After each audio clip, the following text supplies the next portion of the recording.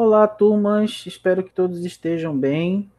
Professor Leonan na área novamente, agora para abordar com vocês alguns assuntos relativos à sociedade mineradora em tempos coloniais. São temas pertinentes ao conteúdo do segundo ano, né? Portanto, este vídeo tem como destinatários os segundos anos. Segundo ano, controle ambiental matutino, controle ambiental vespertino e o segundo ano, informática matutino. Primeiro, eu quero pedir desculpas por ter atrasado um pouco, né, a produção desse vídeo. Vocês sabem, a gente está vivendo um momento muito complicado, muito difícil, e isso abrange e atinge toda a comunidade, né? Vocês, alunos, estão passando por problemas e os servidores também, os professores também. Então, isso não é desculpa, mas é uma satisfação que eu quero dar a vocês. Dito isso, eu vou gravar este vídeo contemplando assuntos relativos ao conteúdo e deixar claro que, como eu estou postando essa videoaula com um certo atraso, evidentemente eu vou flexibilizar a data, né, os prazos para que vocês consumam esse material, estudem, se dediquem aos estudos, às leituras, à audição, né, enfim, assistam esse vídeo, porque esse vídeo também vai contemplar imagens vão ser utilizadas na explicação. Então, assim, isso demanda um pouco mais de tempo. Portanto, não se apeguem a prazos e a datas pré-estabelecidos, né? A gente vai prorrogar esse tempo de vocês com o material. Eu sei que o bloco termina agora e que na sequência nós temos um outro bloco, mas vocês vão consumindo esse material aos poucos, paulatinamente, para que a gente não perca a qualidade, né? A qualidade ela deve vir em primeiro lugar, penso eu. Portanto, dito isso, vamos ao conteúdo propriamente dito, certo? Nós vamos abordar hoje essa sociedade mineradora que se instalou no interior do Brasil. Quando eu falo interior do Brasil, eu estou me referindo a Minas Gerais, Goiás e Mato Grosso. Um processo de ocupação no período colonial que começa no litoral e que se esparrama pelo interior do Brasil. Se esparrama pelo interior do Brasil em função da busca por metais preciosos, por jazidas de ouro, de prata e de diamante. Esse era o objetivo da coroa portuguesa desde o início do processo de ocupação e colonização. Como nós já vimos em conteúdos anteriores, quando eles aportam no nosso litoral e passam a ocupar o nosso litoral, eles não encontram essas jazidas de ouro. E aí eles passam a explorar outras atividades econômicas. Nós já vimos o pau-brasil, vimos a sociedade que se estruturou no litoral em função da cana-de-açúcar, do cultivo da cana-de-açúcar, isso, inclusive, com impactos no que diz respeito à invasão holandesa no Nordeste, né? Nós também vimos esse conteúdo. E a partir de agora, nós vamos analisar um outro momento, um momento de interiorização, onde os colonos portugueses saem do litoral rumo ao interior. O conteúdo, vocês percebam, ele está todo concatenado, os assuntos se relacionam. Então, por isso que eu sempre digo, não é saudável analisar um tema de forma isolada. Você tem que analisar o tema e lembrar, né, do que causou aquilo e das consequências daquilo. Então, por se tratar de um processo histórico, né, essa relação entre as temporalidades e entre os assuntos, ela é muito importante. Então, nós passamos por um momento de 1580 a 1640, onde nós tínhamos no Brasil a união das coroas ibéricas. Isso impactou o processo de colonização no Brasil. Por quê? Porque o monarca mandatário passa a ser Filipe II, que era o rei de Espanha. Agora, para que ele estendesse esse controle numa via prática em todas as colônias de Portugal, era muito difícil que isso acontecesse, né? Então, de certa forma, mesmo havendo a União das Coroas Ibéricas, mesmo a colônia Brasil estando subordinada ao rei espanhol Filipe II, os portugueses continuaram ditando as normas na colônia Brasil, porque eram eles que estavam aqui estruturando aquela sociedade, certo? Por mais que recebessem ordens vindas da Espanha, na prática não tinha quem fizesse uma fiscalização ou quem fizesse cumprir, né, de fato o que estava sendo estipulado desde a Europa. E os portugueses sabiam que o trono tinha ficado vago e que aquela situação era uma situação excepcional e que tinha prazo de validade. Então, logo, né, você teria de novo um monarca português assumindo o trono, e então eles não queriam de forma alguma ceder espaço aqui na colônia Brasil para os espanhóis. Então a disputa entre Portugal e Espanha, a rivalidade, ela permanece mesmo com a união das coroas ibéricas. E nesse sentido, o que a coroa portuguesa faz? Ela acaba instrumentalizando, dando ferramentas aos bandeirantes. Quem são os bandeirantes? Os bandeirantes são expedicionários, mercenários, que trabalham a favor da corte portuguesa, da nobreza portuguesa.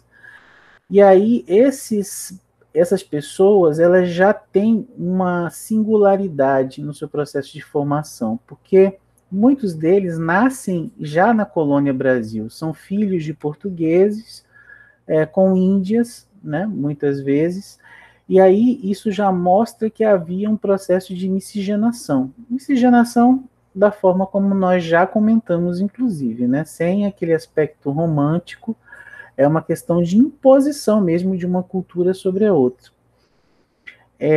Não havia mulheres portuguesas que vieram para cá em número suficiente e a intenção era de efetivamente ocupar o território. E para ocupar o território você precisa de pessoas, precisa de gente. E aí esses portugueses se relacionaram com, né, as nativas, as índias, depois as escravizadas vindas do continente africano, e houve esse processo de miscigenação. Muito baseado, digo novamente, né, na violência e na imposição cultural e física também de uma cultura sobre a outra.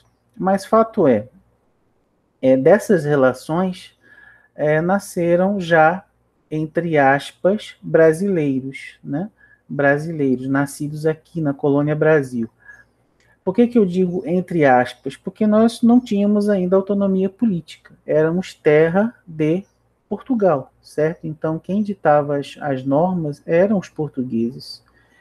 Então, essas pessoas, especialmente ali em São Paulo, ganharam a alcunha de bandeirantes, né? E foram os responsáveis pelas bandeiras. E receberam a missão de interiorizar o processo de colonização, ou seja, sair do litoral rumo ao interior. E o que eles buscavam no interior que eles não encontraram no litoral? Ouro, prata e diamante.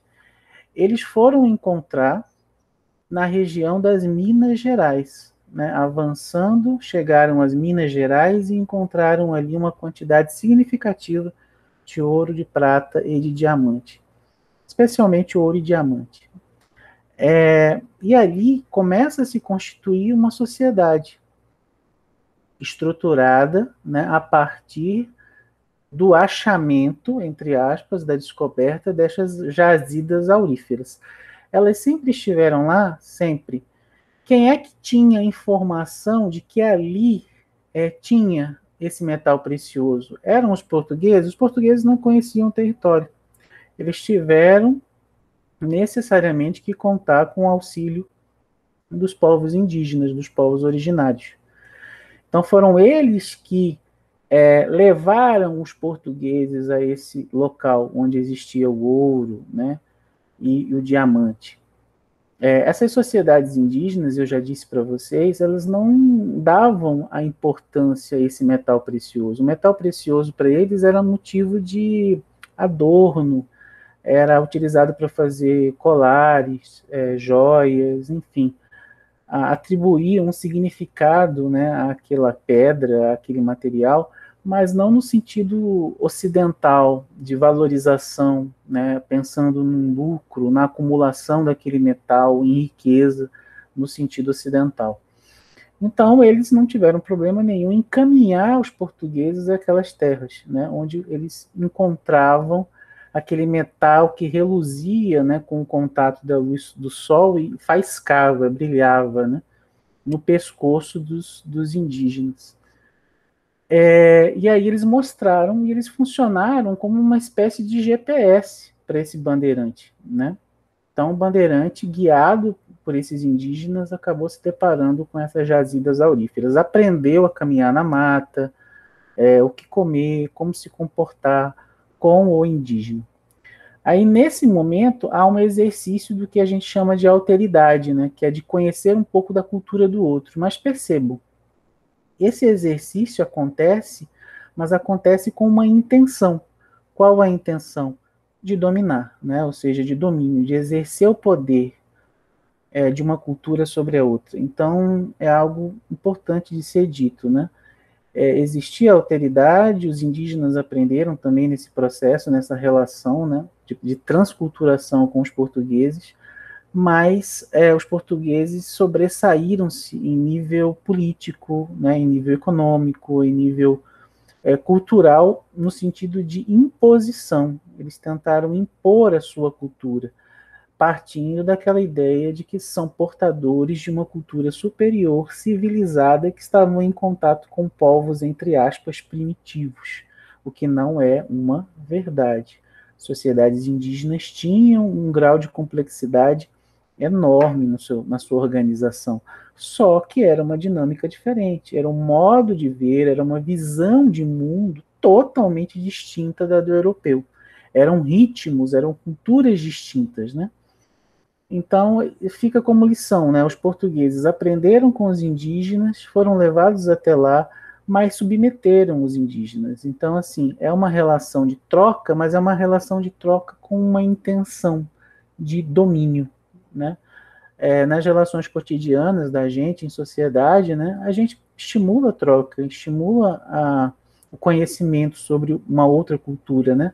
Mas no sentido de crescer, crescer enquanto pessoa, enquanto profissional, né, uma bagagem positiva, não com essa carga negativa, né, de superioridade, de tentativa de domínio. Eu acho que fica como lição para a gente ainda hoje nas nossas relações. Mas, dito isso, vamos ao conteúdo propriamente dito, né, eu fiz questão de fazer essa explicação introdutória antes de começar a passar os slides. Então, vocês me deem um pouquinho de tempinho aqui, uma licencinha, para que eu consiga me organizar e mostrar os slides para vocês. Só um pouquinho.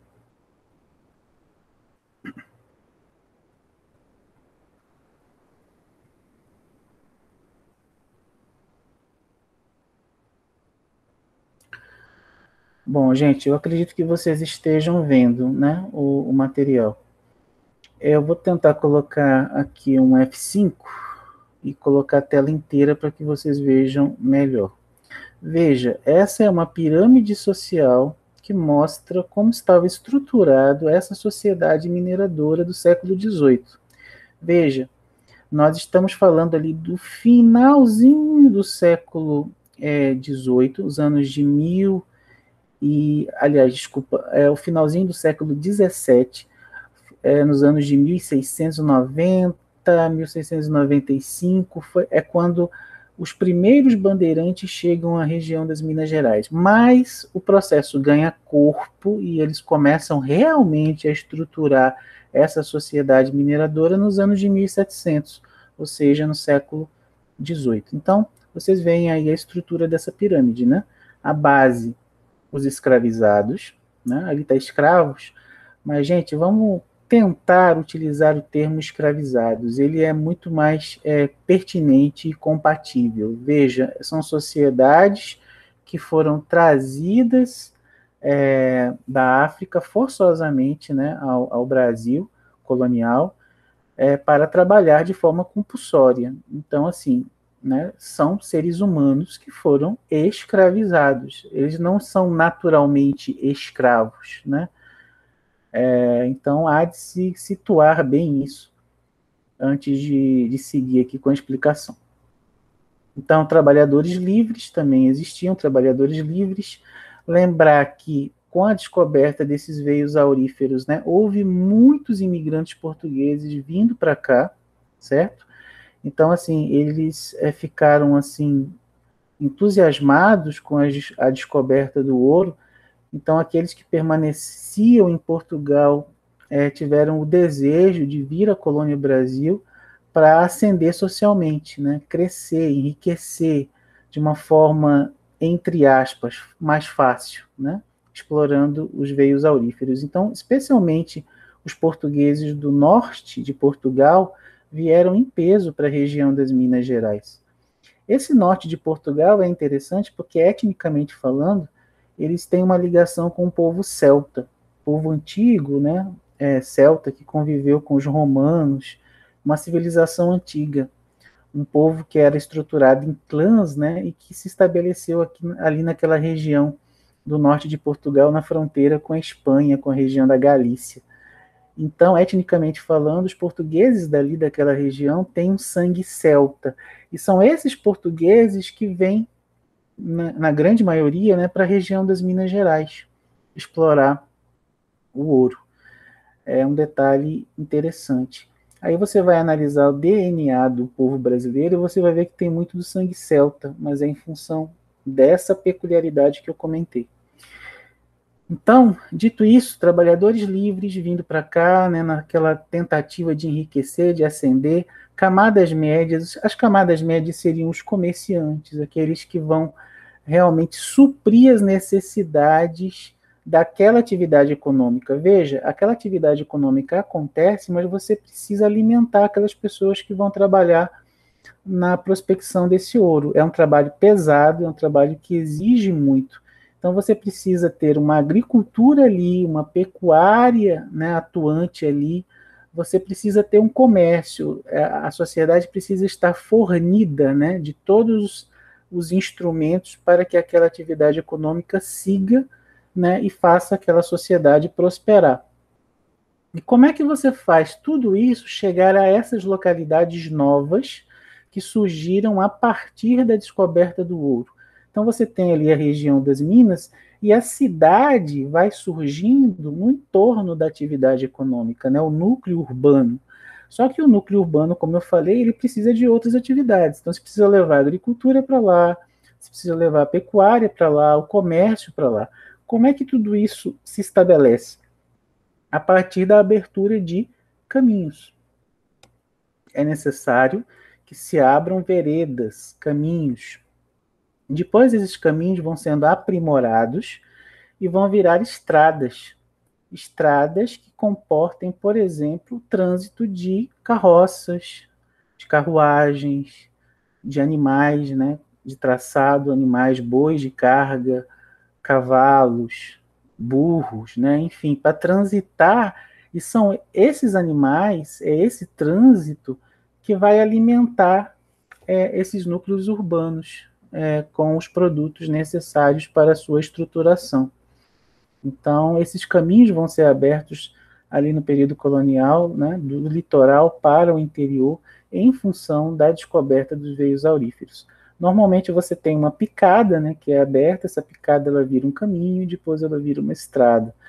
Quando é que ela vira uma estrada? Quando ela passa a ser pavimentada, quando ela passa a ser calçada. Na época nós não tínhamos o asfalto, né, como a gente conhece hoje, mas os caminhos eram colocados, ladrilhados, né, ladrilhados por pedras, para facilitar o trânsito justamente. E aí você tem uma estrada.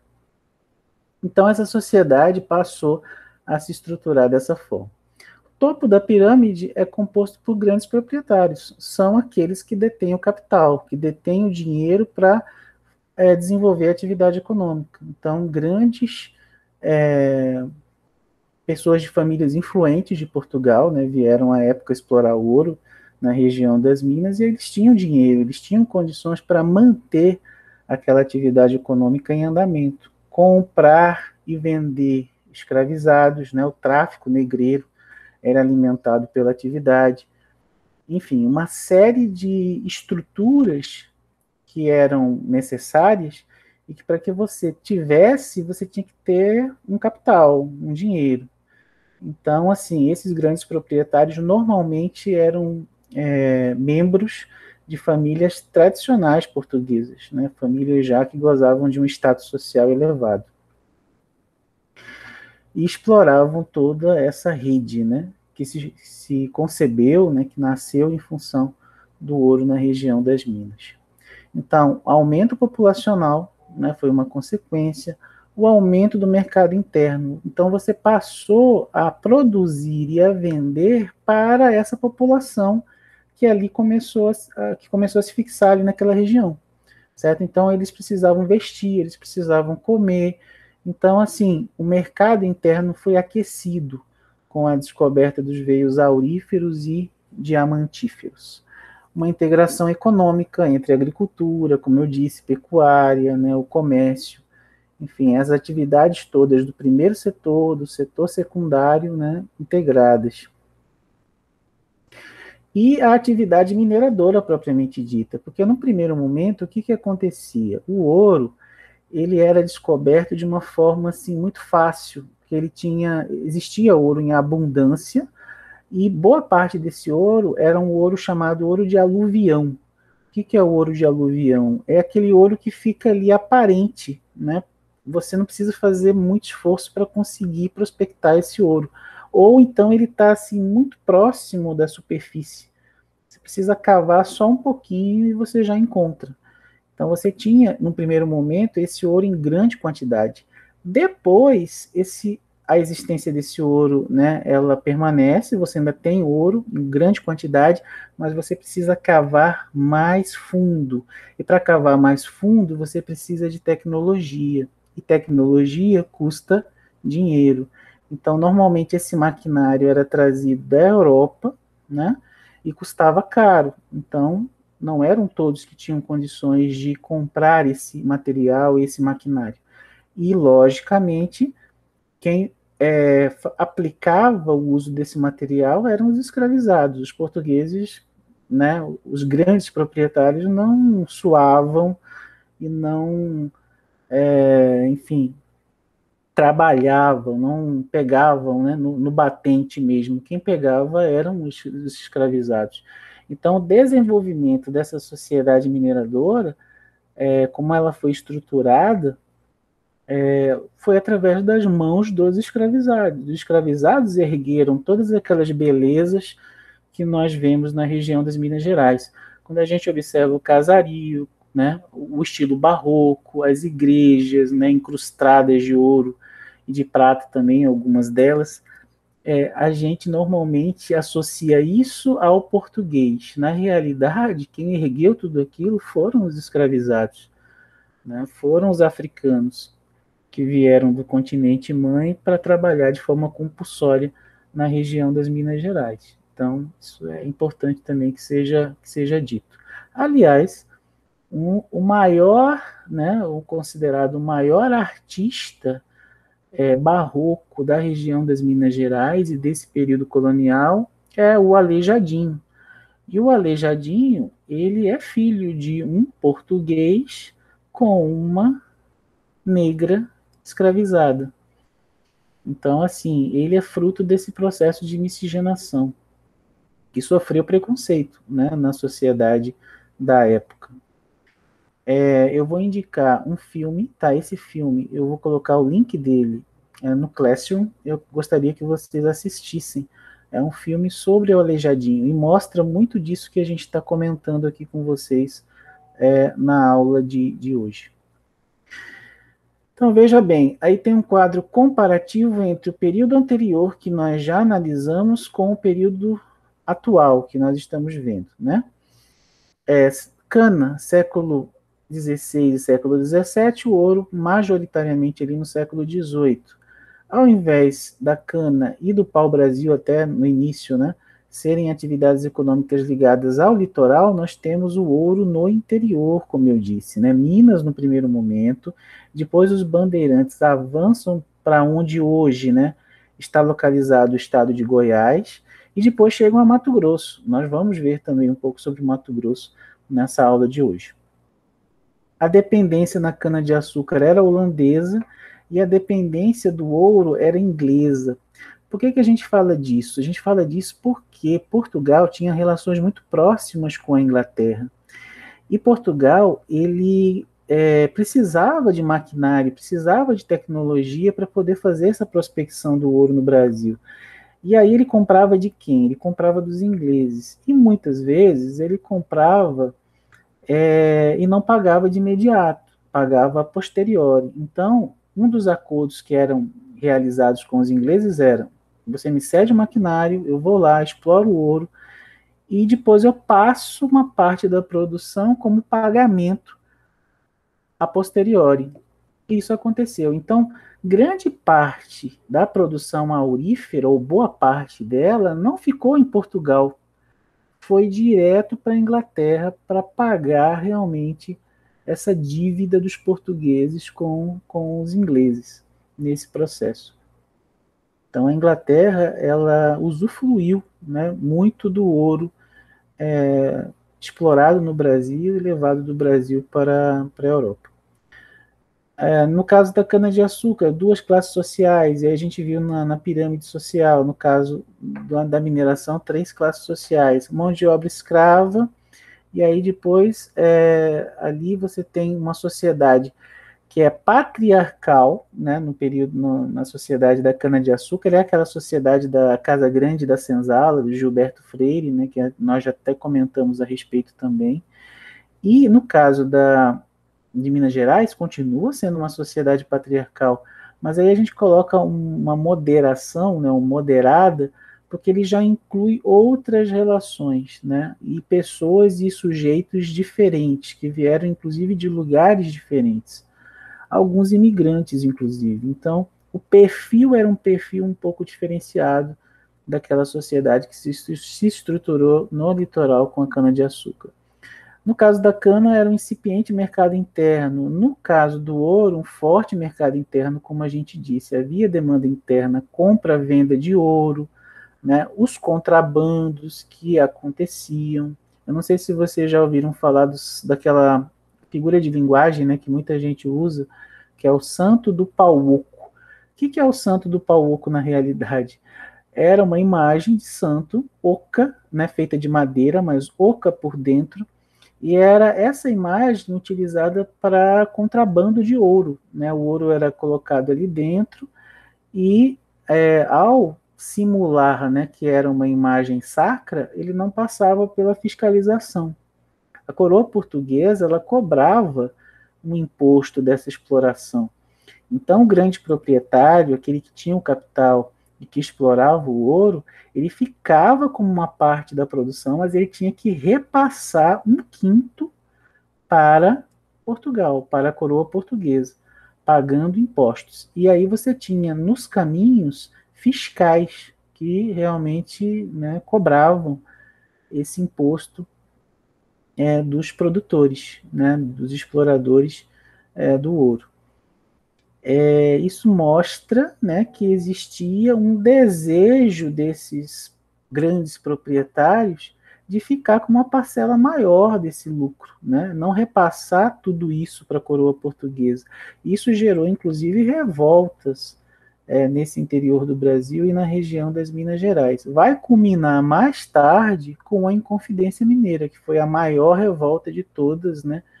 Inclusive com uma tentativa clara, né, de fazer o Brasil independente e mais, fazer do Brasil um país independente republicano.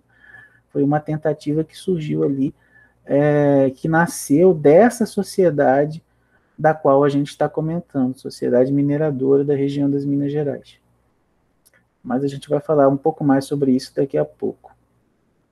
Então, a capital, no caso, era Salvador, na época da cana, E a capital muda para o Rio de Janeiro, no caso do ouro. Por que que muda para o Rio? Sai de Salvador e vai para o Rio. Veja, o ouro não está em Minas Gerais? Qual é o local mais próximo para você escoar essa produção rumo à Europa? É você ir para Salvador ou você de Minas ir para o Rio de Janeiro? O Rio de Janeiro fica muito mais próximo. Então, por uma questão pragmática e logística, houve a transferência da capital de Salvador para o Rio de Janeiro, justamente por conta da exploração desse ouro na região das Minas Gerais. Então, a corte se estabeleceu no Rio de Janeiro para fiscalizar e para ficar mais próxima, né, dessa atividade econômica que se deu ali na região das Minas. Houve uma urbanização muito interessante, né, nesse interior de Minas Gerais, depois Goiás, depois Mato Grosso. Essa urbanização gerou, por exemplo, uma demanda cultural que não existia ou que existia parcialmente no litoral até aquele período específico, né? Depois a coisa acaba se disseminando e, enfim, e aí você tem até o Rio de Janeiro como uma corte, um local de efervescência cultural. Mas o ouro ele possibilita que uma burguesia se estabeleça, né, uma burguesia, uma classe abastada que tem dinheiro e que quer usufruir desse dinheiro, quer gastar esse dinheiro com coisas refinadas, com luxo, com objetos refinados, com porcelanas, com vinhos caros, e aí querem apreciar, por exemplo, peças teatrais, né? E aí as companhias de teatro vêm da Europa apresentar na região das Minas. Então você tem ali uma burguesia ascendendo em função do ouro encontrado. E uma burguesia letrada. Professor, letrada, mas no Brasil à época existia universidade ou boas escolas. Na realidade, o que, que acontecia? Os filhos dessa elite iam estudar na Europa, em Portugal e em outros lugares da Europa. Se formavam nas universidades europeias e depois voltavam para a região das Minas Gerais para assumir os negócios dos seus pais. Então, eles chegavam qualificados, chegavam letrados, chegavam formados. Mas essa formação ela acontecia na Europa, ela não acontecia no Brasil. Por que, que não acontecia no Brasil? Não existia universidade no Brasil colonial, em função daquele pacto colonial que a gente já comentou. Ou seja, você não pode ter indústrias na colônia, você não pode ter universidade na colônia, naquele momento, você não pode ter imprensa na colônia. Então a colônia ficava realmente refém da metrópole portuguesa. Então isso acontecia de uma forma muito sistemática.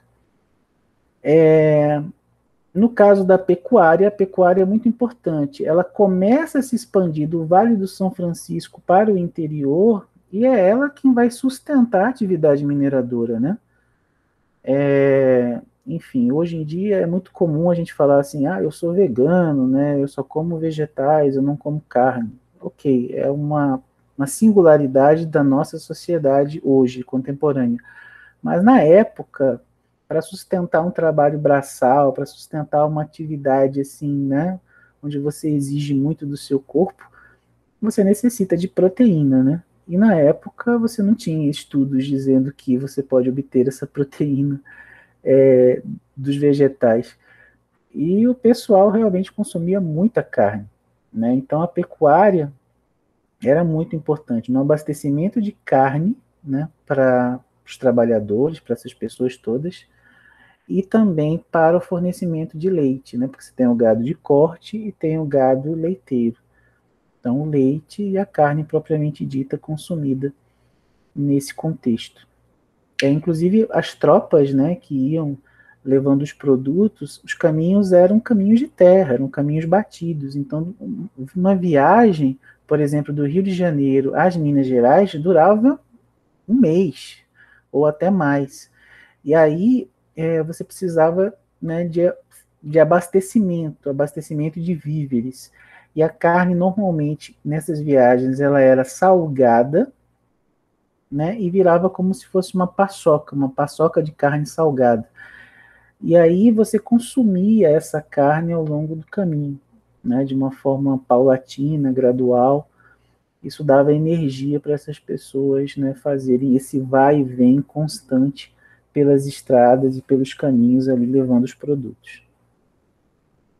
Uso intensivo da terra, no caso da cana-de-açúcar, e aí você tem também uma terra, entre aspas, descartável na região das Minas Gerais. Isso a gente consegue observar até hoje. Vocês viram o que aconteceu com relação às barragens que romperam, né, nessa região das Minas Gerais.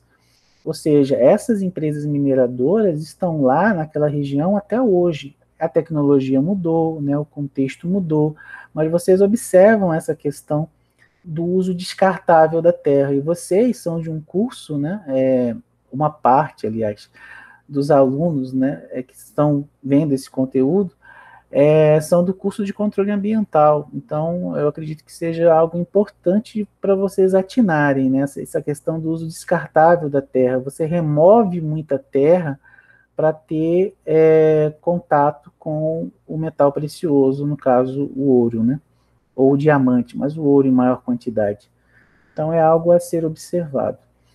E as lutas nativistas, né, também aconteceram das duas partes, né? Na época da cana-de-açúcar houve revoltas, e no caso da região das Minas Gerais, aí você já tem um caráter um pouco diferente. Você já tem uma intencionalidade diferente, uma intenção diferente. Como eu disse, né, a Inconfidência Mineira, que é o ponto culminante dessas revoltas na região de Minas Gerais, aconteceram no sentido de forjar ali um país novo, né, uma nação realmente independente de Portugal, e fazer dessa nação uma nação republicana. Esse era o ideal da Inconfidência Mineira. Agora, deixa claro que quem fez essa revolta, quem gerou essa revolta, quem pensou essa revolta, foram os grandes proprietários, foi a elite. Então, assim, não houve uma participação popular, né, do povão. Ela foi orquestrada e pensada pela elite. Muitos daqueles que se colocaram, né, como articuladores da revolta eram grandes proprietários, incomodados com a cobrança do quinto. Né? Muitos deles já deviam muito à coroa portuguesa, não pagaram e aí fizeram essa revolta para não ter que pagar a coroa portuguesa. Então havia também uma questão econômica, uma relação com a economia, com o lado financeiro muito forte no surgimento dessas revoltas. Mas, como eu disse, era uma sociedade letrada, que consumia, né, livros, teorias que vinham da Europa. E o que estava acontecendo na Europa naquele momento? Vamos fazer essa conexão? O movimento iluminista. O movimento iluminista, né, que vai realmente jogar luzes, né, e romper com o absolutismo. Então você tem ali, né, as coroas instituídas na Europa, e o iluminismo ele vai vir com a razão, ele vai vir com a ciência. Então, assim, colocando em contraposição até com o ideal religioso, né, com as ideias religiosas. E aí, nesse confronto, você tem teorias novas surgindo, né? A teoria liberal.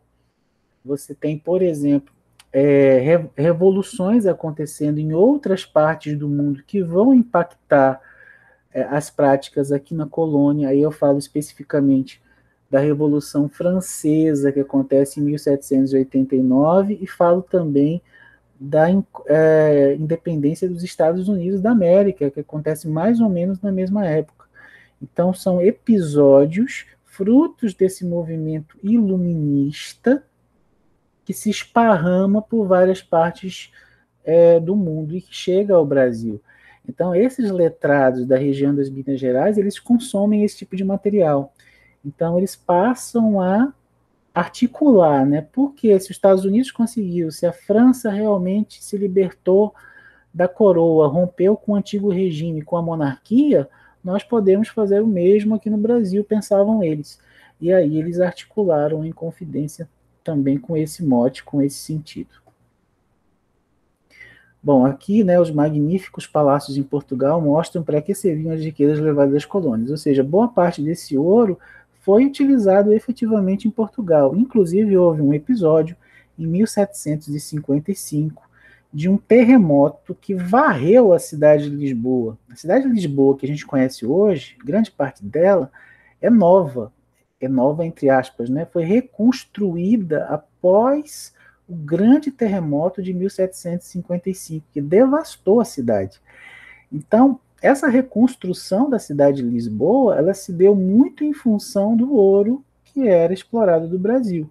Então, esse ouro, grande quantidade de ouro que era explorado do Brasil, foi direto para Portugal e ajudou Portugal a se recuperar, né, ou a reconstruir a sua capital, que tinha sido devastada por um terremoto.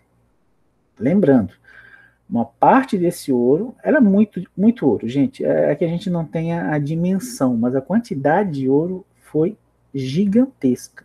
Então, uma parte desse ouro foi deslocado para Portugal e ajudou na reconstrução da cidade. E a outra parte foi para a Inglaterra para pagar dívidas, né, como a gente já tinha comentado anteriormente.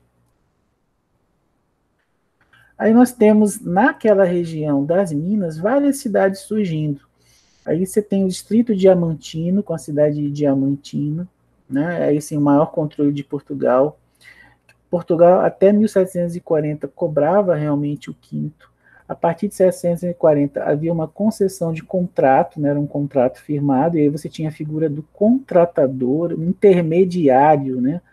Que vinha com uma concessão da coroa portuguesa para realizar essa intermediação do comércio dos minérios, né, tanto do diamante quanto do ouro. No caso de Diamantina, houve um episódio muito interessante envolvendo uma escravizada chamada Chica da Silva. Eu acho que vocês já ouviram falar dela, né, e tem até novelas dela. Ela se relacionou com um contratador de diamante. É algo interessante também, e eu posso colocar um link levando vocês a um documentário que fala um pouco mais sobre esse episódio, né?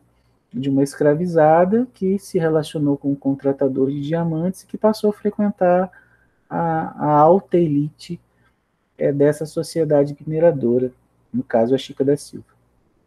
A partir de 1771, né, o monopólio de Portugal, a arte, né, barroca, ela é mundialmente conhecida e muito apreciada na região das Minas, né? Nós temos ali realmente igrejas assim fabulosas, incrustadas de ouro, são belíssimas. O maior artista, como eu já disse anteriormente, né, um dos mais famosos é o Aleijadinho. Também vou colocar material sobre o Aleijadinho no Classroom para que vocês possam conhecer um pouco mais. E isso mostra também o poder da Igreja Católica, né, o poder da Igreja dentro dessa sociedade. E aí nós temos ícones também da literatura surgindo nesse período, né? Marília de Dirceu, de Tomás Antônio Gonzaga, poemas líricos, né? Poemas que remetem inclusive ao arcadismo, né? Com referências greco-romanas, algo bem bucólico, né? Acaba se instituindo também no campo das artes na região das Minas Gerais. Então é algo também muito importante de ser dito.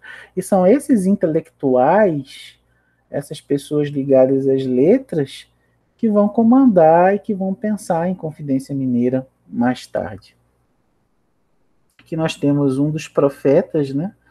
Escultor e arquiteto Aleijadinho marca o melhor momento do estilo barroco brasileiro, representação artística da ideologia que pregava a libertação de Portugal. Porque o movimento barroco é um movimento de contrastes, né? É um denso, é um movimento que dá margem para os arabescos, para as contradições, né? Para a complexidade. Né? Você vê muita densidade nesse estilo barroco. E aí é um estilo de confronto, e é um estilo que realmente marca uma separação de Portugal, porque quem concebe esse estilo no Brasil é um brasileiro, né? É alguém que nasceu na colônia Brasil. No caso, um Aleijadinho, fruto desse processo de miscigenação, né? Ele nasceu da relação, como eu disse, de um português com uma escravizada, e ele passou a utilizar esse referencial de diversas culturas na sua arte. Então você pega a expressão dessas esculturas, você não vê mais aquela expressão eminentemente europeia. Você já vê feições que lembram os negros, os indígenas, né? Já tem uma marca miscigenada nessa arte escultórica, na arte também da pintura que é realizada no interior das igrejas, né? O Aleijadinho não fazia tudo sozinho, ele tinha uma equipe de artistas com ele trabalhando. E boa parte dessa equipe de artistas era miscigenada também. Já eram frutos desse processo de mestiçagem, de relações interétnicas, né? E aí eles colocaram isso na sua obra, né? Isso chamou muito a atenção. Então você pega, por exemplo, os anjos barrocos das igrejas e você já vê uma cor de pele diferente, não é mais aquele anjo branquinho, dos olhos azuis, loirinho, não, é um anjo com uma pele mais escura, com umas feições que lembram a feição dos negros escravizados e dos indígenas. Então, assim, tem uma marca diferenciada, uma marca mais específica do processo histórico nosso, do Brasil. Né? Isso foi um diferencial do Alijadinho. E era uma forma de mostrar, não, nós temos como conceber a nossa arte, nós já temos como nos despreender de Portugal, certo? Então, a arte dele foi, de certa forma, simbólica nesse sentido, marcando, né, uma possibilidade real de separação do Brasil e de Portugal, o Brasil ganhando uma autonomia nesse sentido. Aqui vocês podem observar, né, o interior dessas igrejas, os painéis pintados por mestre Ataíde, parceiro de Aleijadinho. Então ele fazia as esculturas, ele se dedicava à parte escultórica e o mestre Ataíde pintava, aquarelava, fazia a pintura de arte, né, que a gente diz. Então as igrejas são fantásticas, né, na sua arquitetura e na sua decoração, né, a decoração com esculturas, com muito ouro, muita prata, é um estilo barroco que a gente fala assim, é um barroco com muitos detalhes, com muitos arabescos, né? É um estilo assim que preza o detalhe. Se você observar uma escultura, um ponto do altar, né, da igreja, você fica fascinado, porque cada ponto está repleto de detalhes. E esses detalhes constituem o estilo barroco, tanto na escultura quanto na pintura. Né? Aí você tem a Capela Mor, os altares laterais, são todos projetos do Aleijadinho, com a sua equipe. Bom, aqui é a cena do filme Aleijadinho, depois o material vai ficar disponível e vocês vão poder acompanhar essa cena, mas eu vou indicar o filme todo no Google Classroom para que vocês possam acompanhar. Então, gente, esse é um panorama do que aconteceu no século XVIII na região das Minas Gerais. Como eu disse, posterior a Minas, essa exploração ela se estende a Goiás e depois ela vai parar em Mato Grosso. Então, Mato Grosso faz parte desse contexto.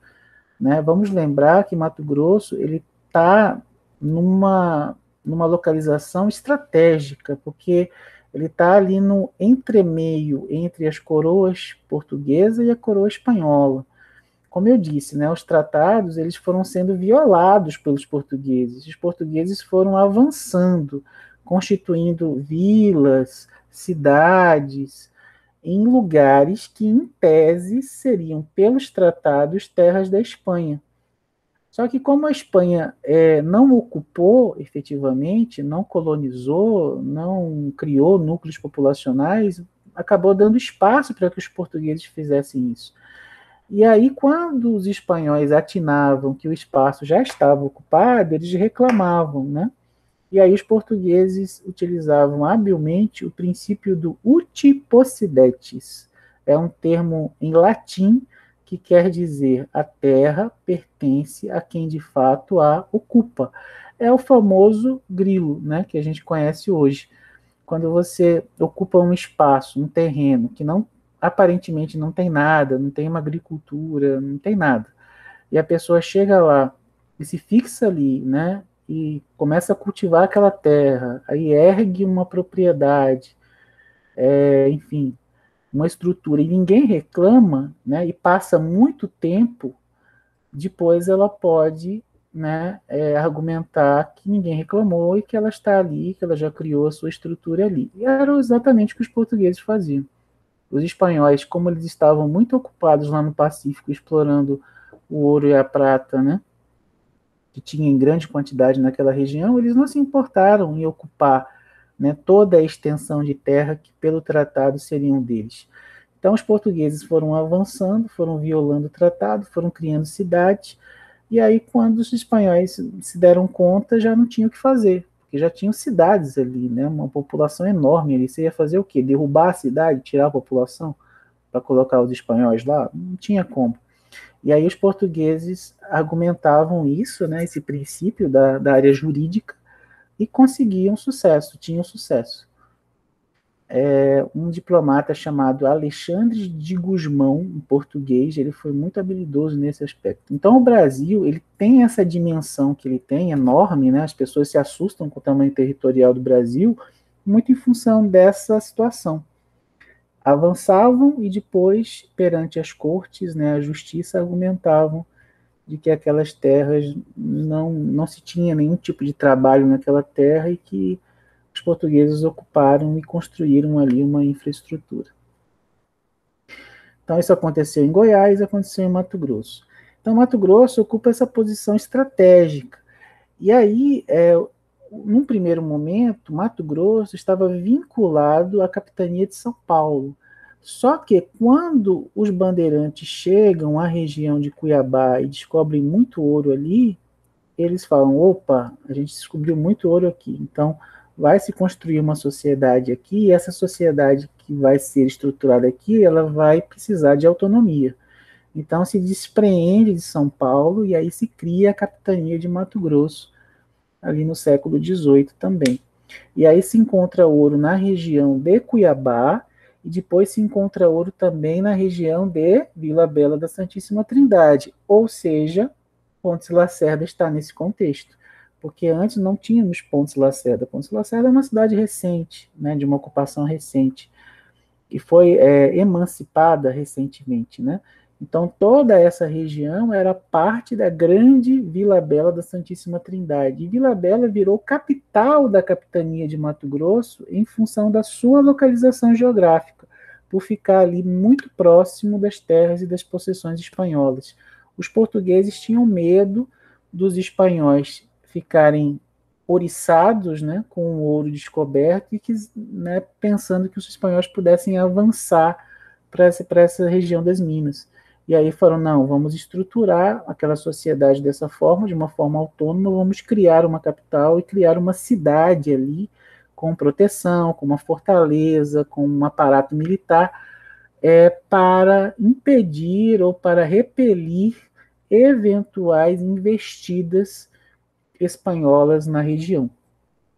Então foi por isso que Mato Grosso se estruturou dessa forma, né, em duas vias, né? A via da fronteira oeste, onde nós estamos aqui, Vila Bela da Santíssima Trindade, e Cuiabá.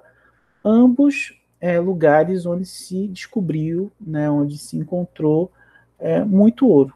E esse ouro existe até hoje, né, gente? Vamos parar aqui para analisar a nossa região. Tá cheio de minerador aqui, já houve episódios assim recentes, né, de gente vindo de vários lugares do Brasil para cá explorar o ouro, o garimpo, né? Atividade mineradora, ela faz parte desse processo de constituição dessa área onde nós nos encontramos. Não raro acontece, por exemplo, de algum aluno vir falar comigo e falar: professor, lá no meu sítio, na minha casa, eu encontrei no quintal, né, uma peça que remete a esse processo de ocupação, uma ferramenta, ou mesmo, né, fragmentos, pedaços pequenos de ouro também. Então, essa região onde nós estamos, onde nós moramos, ela é muito pródiga, né, em ouro, e vocês sabem disso. A tecnologia mudou, os contextos, né, de exploração mudaram, mas aquela atividade econômica que foi desenvolvida lá no século XVIII é a mesma atividade econômica que se desenvolve hoje, de formas diferentes. É por isso que eu não gosto de utilizar o termo ciclo. Ciclo da cana, ciclo do café, ciclo do ouro, porque o ciclo dá a entender que aquela atividade econômica chegou num limite e daquele limite ela caiu e se extinguiu, acabou. Não é o caso. Então, assim, você tem períodos onde essa atividade atingiu o seu ápice, mas ela permanece, certo? Ela permanece sendo importante, ela não deixou de existir. Então, é uma recomendação. Eu, particularmente, não gosto de utilizar o termo ciclo para me referir às atividades e aos períodos dessas atividades econômicas, mas vocês fiquem à vontade também. Olha só aqui alguns gráficos mostrando, né, o aumento populacional em milhares de habitantes. Né? Houve um aumento muito significativo. As exportações para Portugal no século XVIII, né, e o volume de exportações, né, isso fica claro aqui, a importância, né, do ouro dentro desse processo. A questão do preço das mercadorias, da pecuária, da agricultura, que a gente já tinha comentado anteriormente. São slides, gente, esses slides trazem dados, né, interessantes. Esses dados vocês podem conferir com mais calma depois no Classroom, certo? Eu não vou assim explorar muito em detalhes esses números, porque a intenção aqui realmente é passar o conteúdo para vocês, né, explorar a essência desse conteúdo da melhor forma, e esses detalhes vocês vão refinando com base no estudo de vocês, né, nas pesquisas que vocês fizerem, e em tendo dúvidas sobre algum aspecto específico, vocês podem me perguntar, que aí eu aprofundo com vocês através de áudios, no próprio WhatsApp das turmas. Bom, aqui as áreas de mineração, e veja, aqui já dá margem para a gente tocar num assunto importante, né? Quem conduzia essa atividade econômica, de novo, reiterando, eram os escravizados que vinham de África, certo? Os indígenas guiavam os brancos europeus até os lugares onde existiam, né, o ouro, porque conheciam o território, mas quem pegava no batente eram os escravizados trazidos do continente africano e de várias regiões do continente africano, né? Então, deixar claro que haviam africanos vindos da região de Angola, pertencentes à cultura banto, você tinha africanos vindos da Guiné Equatorial, vindos da região da Nigéria, aí já é uma outra cultura Yorubá Nagô. Então, assim, você tem culturas distintas, né? Não dá para homogeneizar o continente africano. O continente africano não é uma coisa só, é muito heterogêneo, existem várias culturas ali, existem várias línguas ali. E esses africanos foram trazidos para diferentes lugares do Brasil para trabalhar na atividade de mineração. E havia resistência também desses africanos, eles não aceitavam passivamente essa escravização. E aí começaram a surgir quilombos, né? Quilombos começaram a surgir e se esparramar por várias partes da colônia. O primeiro quilombo, talvez o mais famoso, é o Quilombo dos Palmares, que aí já é um outro contexto histórico, é aquele contexto histórico da cana-de-açúcar e da invasão holandesa, né? Ele está localizado ali no Nordeste, mas a questão do ouro, ela traz a reboque também muitos quilombos que acabam surgindo nessas regiões de mineração. Em Vila Bela da Santíssima Trindade, vocês sabem, né? O quilombo mais famoso foi o quilombo gerido por uma mulher, Teresa de Benguela. Benguela é uma região africana, é uma região ali de Angola, né? É uma divisão político-administrativa de Angola à época da colonização.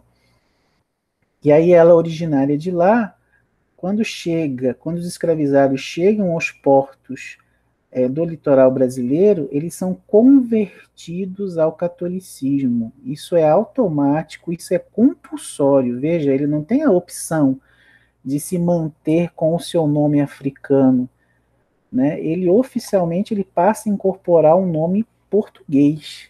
No caso, Teresa, né? Teresa não é africana. A gente não conhece o nome dela, como seria o nome dela africano propriamente dita. E as fontes também não deixam claro se ela nasceu já no Brasil e na colônia, no Rio de Janeiro, na região do Rio de Janeiro, ela foi enviada para Mato Grosso, ou se ela realmente nasceu na África e aí parou no Rio de Janeiro e do Rio de Janeiro seguiu para Mato Grosso. Então isso não fica claro pelas fontes, mas o fato é, ela tem origens africanas e esse nome Teresa é o nome português, e Benguela remete, né, à sua região de origem na África. E o quilombo do Quariterê se institui nessa região de Vila Bela, né? Então é um palco, é um cenário de resistência, né, a esse trabalho compulsório, né, a essa exploração, enfim, a essa escravização realizada pelos portugueses. Depois também, com mais detalhes, a gente pode explorar a respeito do quilombo do Quariterê com materiais específicos, certo? Seguimos. Aqui o Tratado de Madrid, gente. Nós estamos na região do Tratado de Madrid. O Tratado de Madrid foi assinado em 1750. E aí, o Tratado de Madrid, ele separava, ele dividia as possessões portuguesa e espanhola. Isso foi um acordo feito. Notem que na parte aqui de baixo nós temos os 7 povos das missões na região do Rio Grande do Sul. Os portugueses, eles tinham muito interesse nessas terras e os espanhóis também. Os espanhóis disputavam essas terras com os portugueses. Então, qual foi o acordo fechado?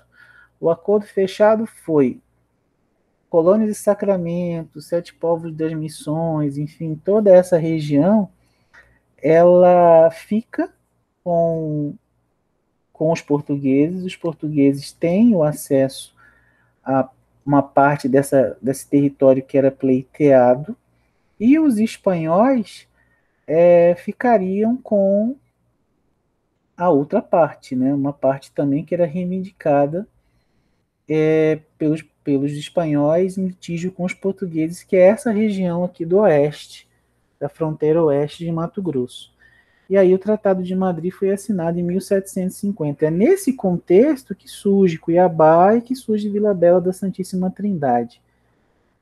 E deixar claro também que pelo Tratado de Madrid, assinado em 1750, ele foi assinado e houve um monumento construído, né, para mostrar efetivamente onde começava as terras portuguesas e onde iniciava as terras espanholas, né, um lugar ali do limite entre as possessões. E ele foi colocado às margens do rio Jauru. Jauru, que vocês conhecem aqui próximo da gente, né, no rio da Bacia Amazônica. Então, esse monumento ele foi construído em pedra ilhós, né? E hoje esse monumento ele está localizado ali na Praça Barão do Rio Branco, em Cáceres, no centro de Cáceres. Ele foi transladado das margens do Jauru para o centro da cidade de Cáceres e hoje ele está lá. Então você tem de um lado do monumento o emblema da coroa portuguesa, de outro lado do monumento o emblema da coroa espanhola. É algo também interessante e isso mostra que a gente faz parte desse contexto, né? Fato ficando às margens do Jauru, esse território onde nós estamos hoje, pelo tratado, seriam terras espanholas.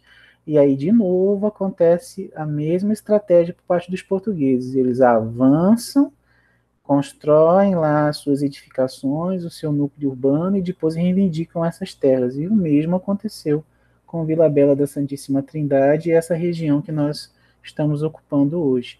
Eram, em tese, terras espanholas, que não foram ocupadas e que depois os portugueses ocuparam e reivindicaram a posse. Depois do Tratado de Madrid surge um outro tratado, em 1777, Tratado de Santo Ildefonso, que aí formaliza, de fato, essas terras como terras de Portugal. Então vejam, são acordos, são tratados que são firmados entre as coroas, né, que vão se modificando também com base na prática, na vivência, né, no processo efetivo de colonização, que vai acabar mudando um pouco essa fisionomia do território brasileiro e sul-americano também, né, porque tem a ver com os outros países também. Aqui uma série de revoltas, tá? Revoltas nativistas que aconteceram em função da, do ouro, né? Foram geradas em função da descoberta do ouro.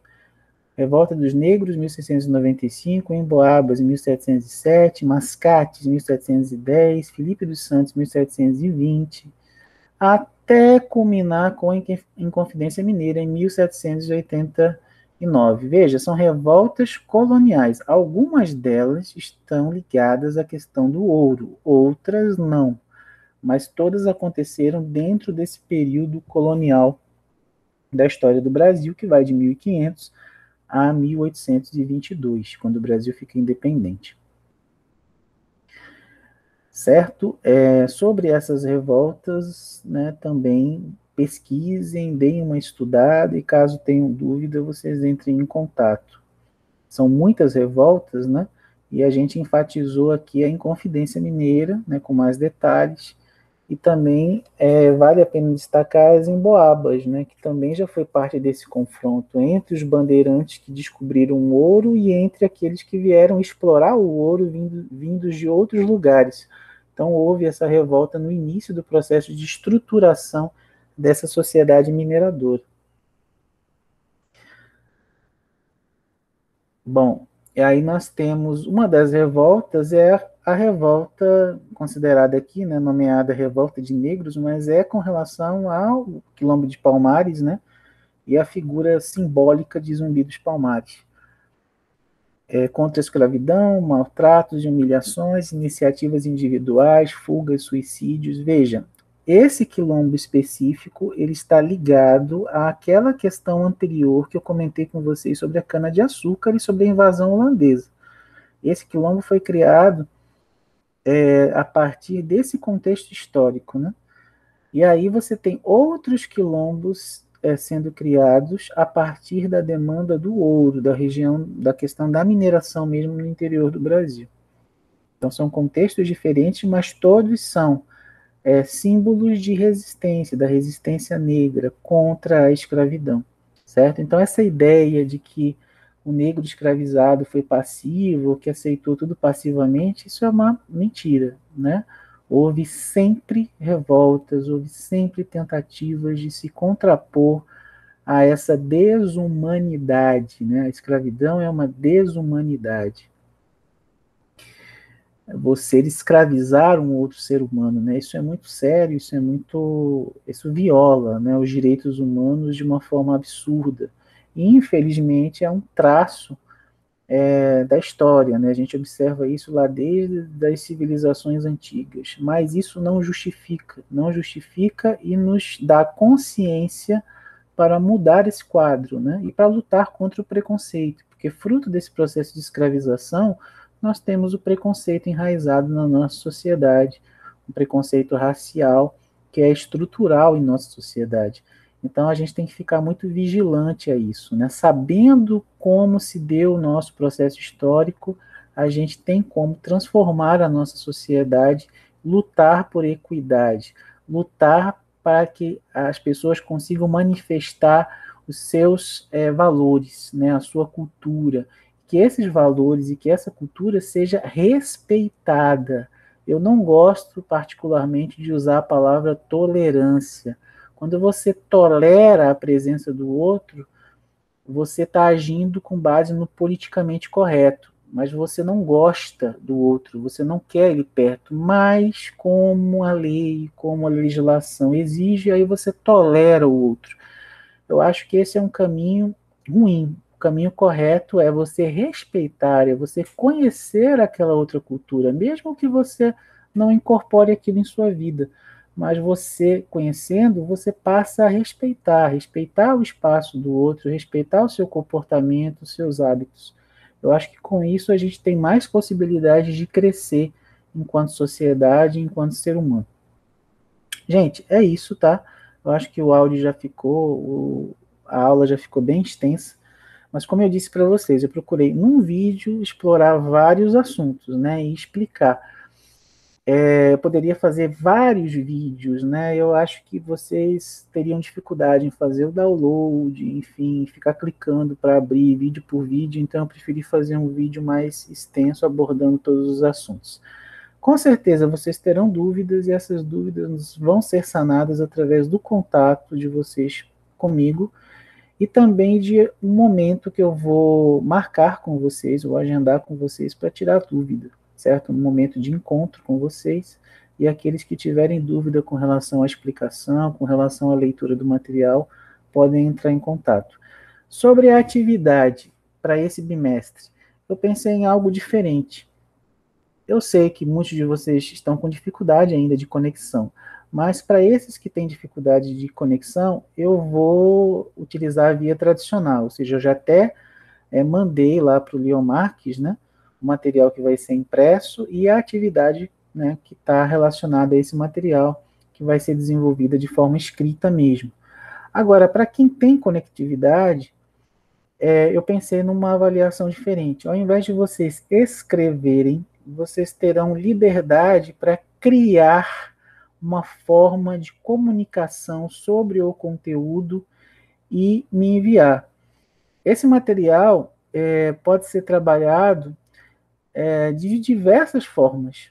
Eu não vou aqui dizer que vocês terão que formar grupos e cada grupo vai ficar com um tema e que esse tema vai ser tal tema e que vocês têm que proceder de tal forma específica. Não, não tem receita. A ideia é justamente dar liberdade para que vocês escolham um assunto dentre esses que a gente explorou, e aí eu posso até sistematizar isso, colocar assunto por assunto. Vocês teriam liberdade de escolha.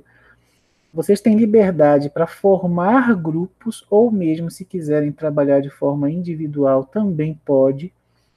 E aí, em cima desse assunto, vocês vão pesquisar e vão produzir um material, pode ser áudio, pode ser vídeo, um material sobre esse assunto, um material expressando, explicando, apresentando o assunto, colocando de forma verbalizada o que vocês entenderam sobre aquele conteúdo específico.